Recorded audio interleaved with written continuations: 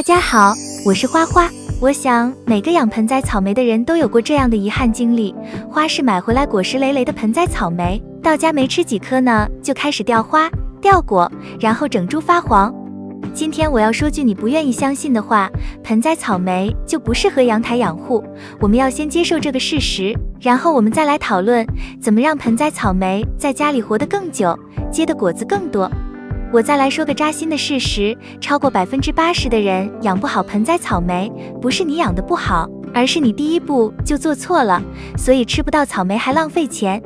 下面马上揭晓这关键的一步，还希望你仔细听，不要错过关键细节哦。1. 养好草莓第一步，买对。养好草莓的第一步不是怎么养，而是怎么买。说到草莓的购买，我猜你在花市第一眼一定会被那种挂满红果的吸引，但这是个误区，越是挂满红果的，风险越高，因为那变相说明这盆草莓已经处在了透支阶段。草莓是消耗型结果植物，一盆直径15到20公分的小盆，根系供氧能力稳定值是3到4颗果。如果你看到一盆同时挂着7、8颗红果，还在不断开花，这不是强壮，是过载。选过载的草莓，后面困难重重，建议避开。我给你的挑选的第一个建议是不选果最多的，要选叶片状态最健康的，叶子厚实，带自然光泽，不发暗，不发软的，说明这个叶子是健康的，这株草莓也是健壮的。其次，我们要看一下草莓开的花，尽量选择花量适中，花梗粗壮，花朵展开自然的。如果花梗细长发软，说明它已经在高强度拉果，根部压力已经很大，不建议购买。最重要的是，我们还要看一下盆底，如果排水孔已经露出大量根系，说明根盘已满，这种盆栽短期观赏可以，长期种植风险高，买回来就收空盆的概率非常大。最后，我们要看看果实，优先选择青果和半红果较多的，而不是看起来全是红果的，因为青果阶段还能参与光合作用与营养循环，而成熟果几乎只消耗，这无形中增加了养护的难度。说到这里，如果你遗憾发现你买到了不好养的草莓，不用太纠结，下次可以把这些经验派上用场。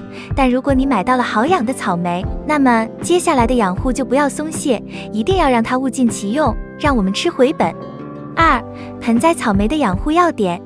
我们先讲一个很少有人愿意讲的现实，花市卖的盆栽草莓大多是高强度透支型状态。为了春节销售，温室会提前2到3个月提高光照强度和肥料浓度，让草莓快速进入连续开花结果阶段。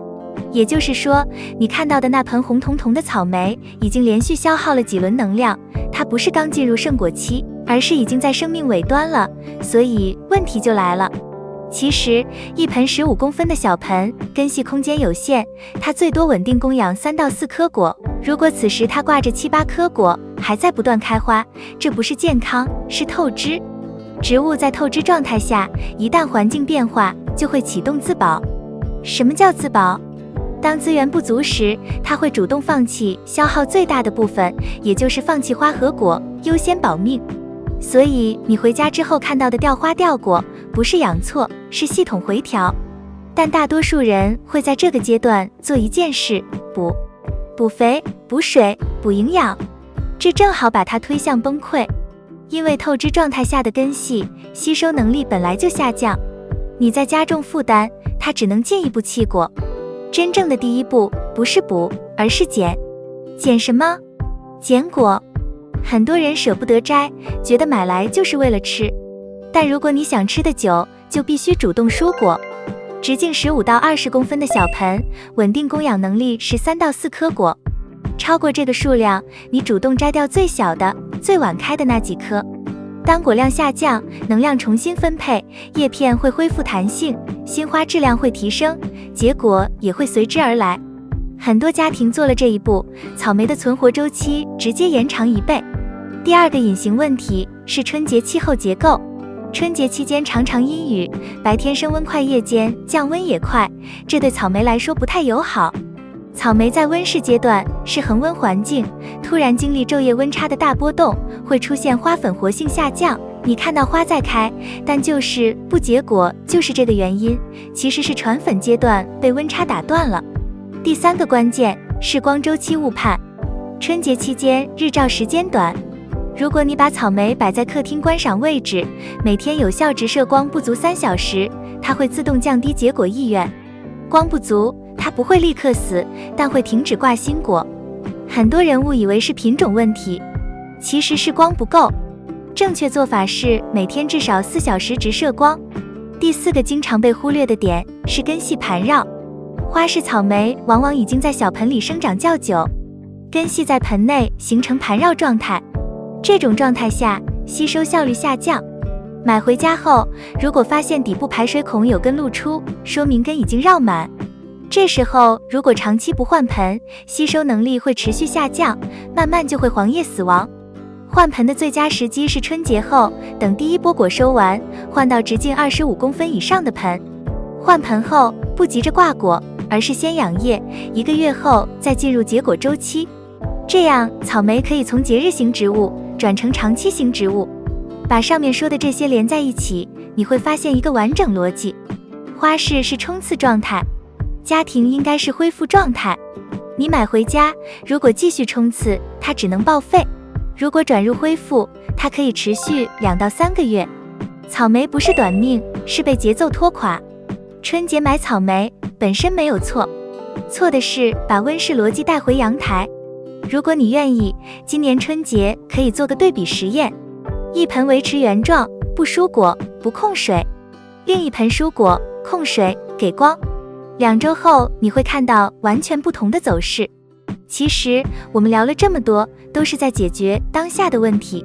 如果你真的想突破春节盆栽活不久这个魔咒，不妨把眼光放远一点。草莓真正的价值不在它身上挂的果，而在它脚下走的茎有很大的价值。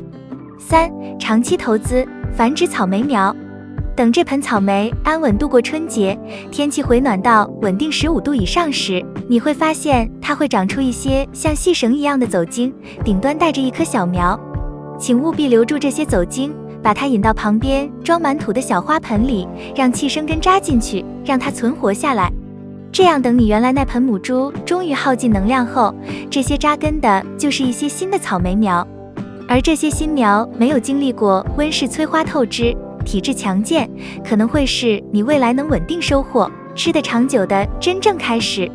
这样一想，春节这盆草莓就不是一次性的消费，而是一笔非常划算的种苗投资了。如果你听到这里，觉得我说的对你有帮助的话，还请给我点个关注，点个赞，也欢迎把这期内容转发给更多有阳台养护困扰的人。这期内容就到这里，我们下期见。